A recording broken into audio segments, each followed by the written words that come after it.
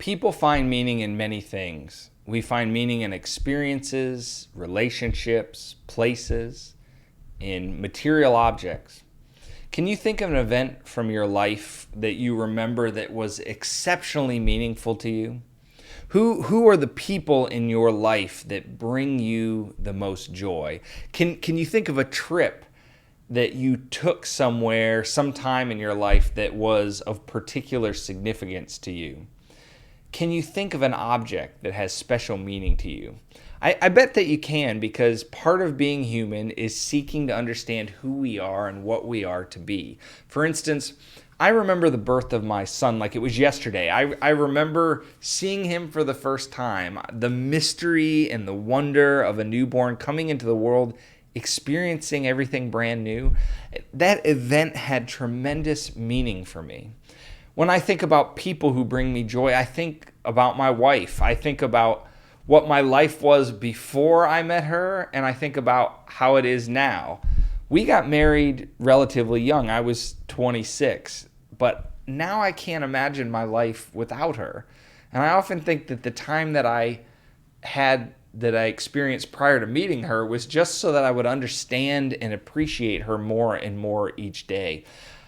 When I think about a trip that had an impact on my life, I think about a multiple week trip to Turkey that I took as part of a college course. I wasn't a Christian yet, but seeing the ruins of cities in the Bible like Ephesus planted seeds and changed the way that I thought about the world.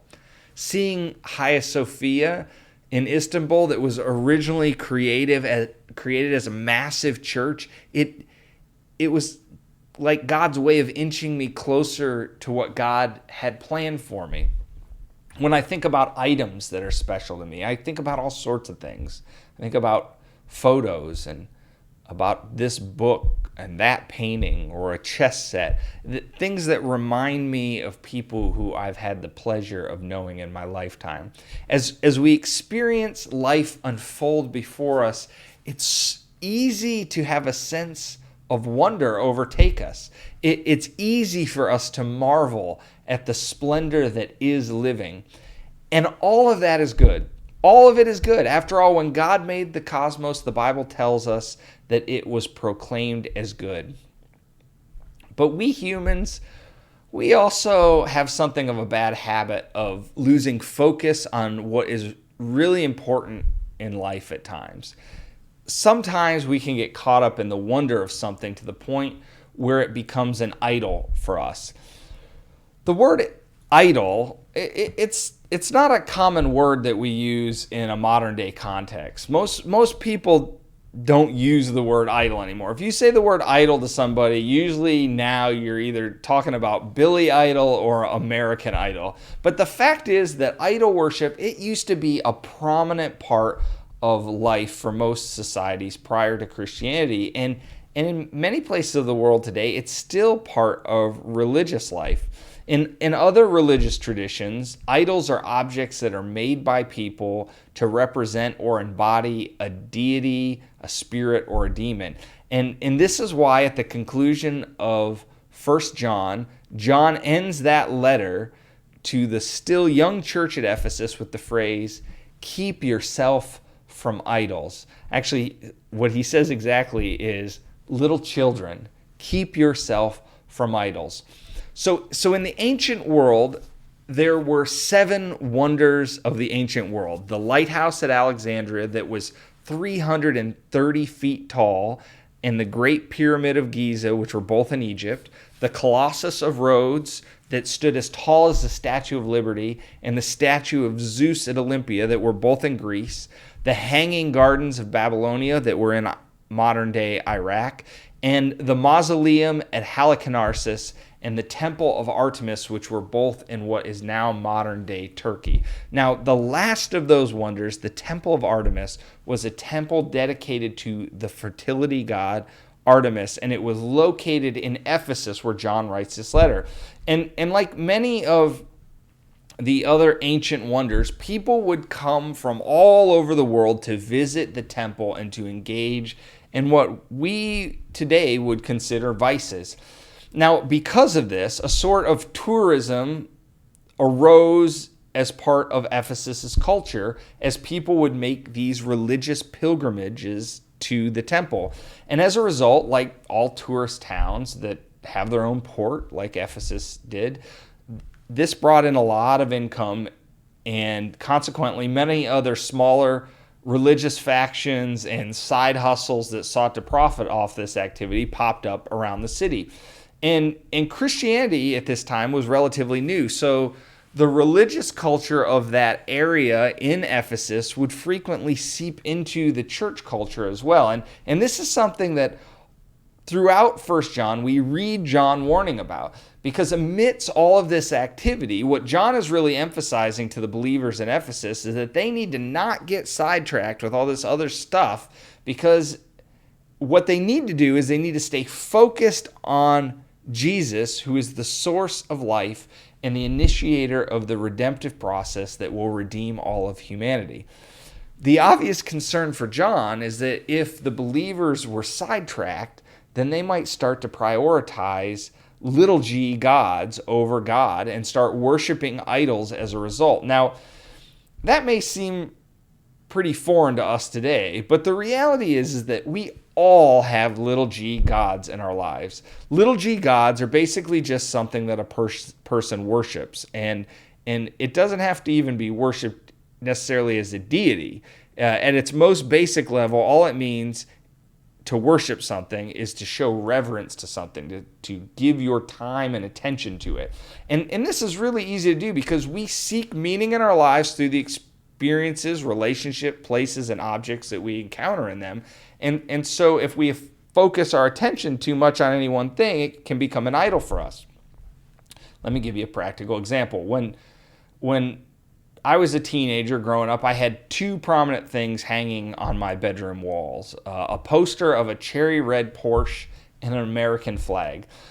The Porsche, to me, kind of represented a better life. Living in Miami, it's hard to imagine a place where there aren't really nice cars around everywhere. But in Northeast Ohio, where there's salt on the roads during the winter, almost no one owns a Porsche. And as a kid, that poster hung over my bed. I saw it every night before I went to bed. I saw it every day. And that car kind of shaped my identity in some ways. In a place where the economy was struggling and jobs were proving more and more scarce, that car wasn't really about a car. It was about an ideal. Now, I'm obviously not 15 anymore. And while I still like Porsches, they don't define me.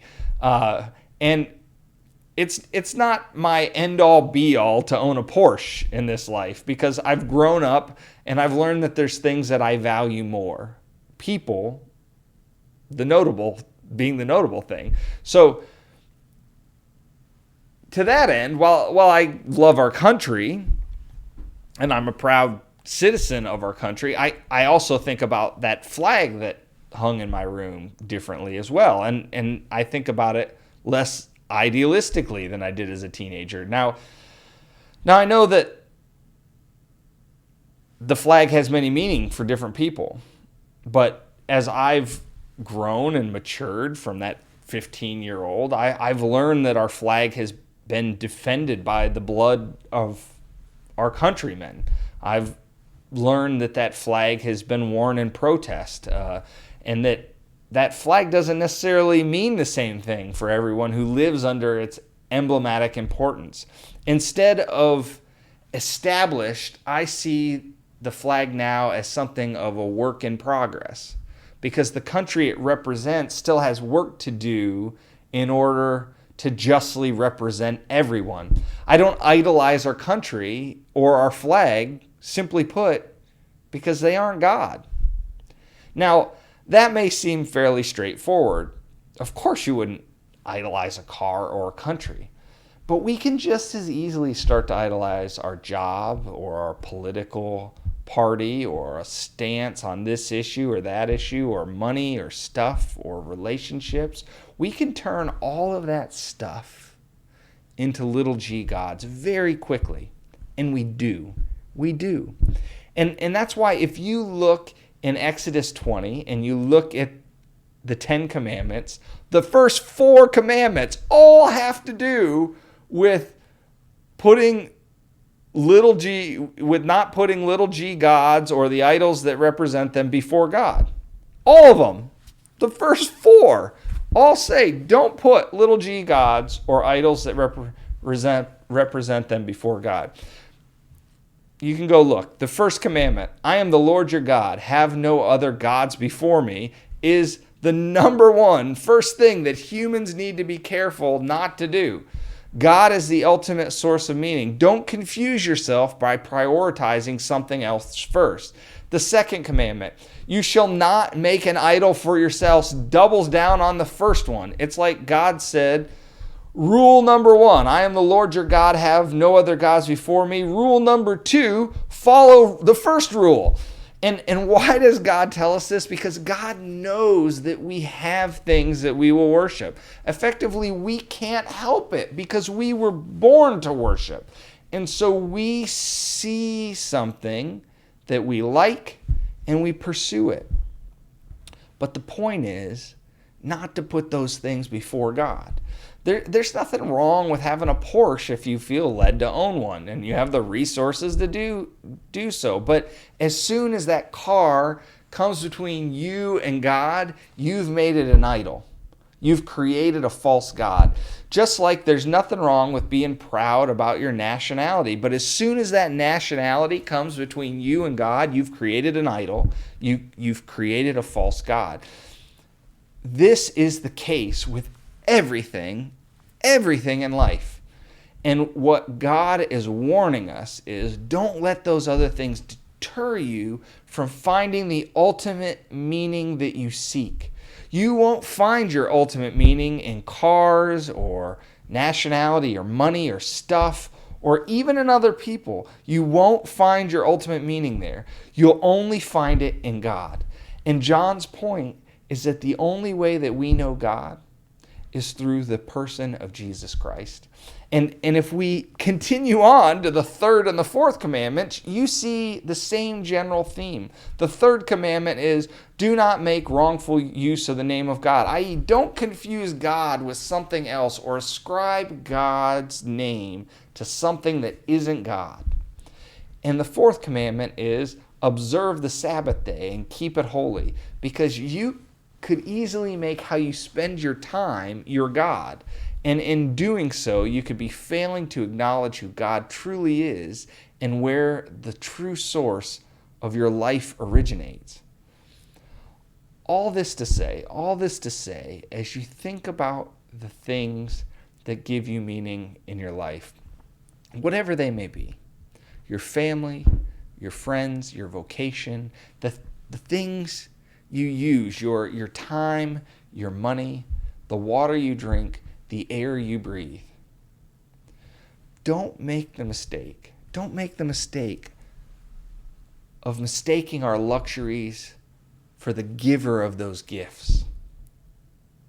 Instead, take a moment and give thanks to our gracious God who gives us life, love, and meaning. In the name of the Creator and the Redeemer and the Holy Spirit. Amen.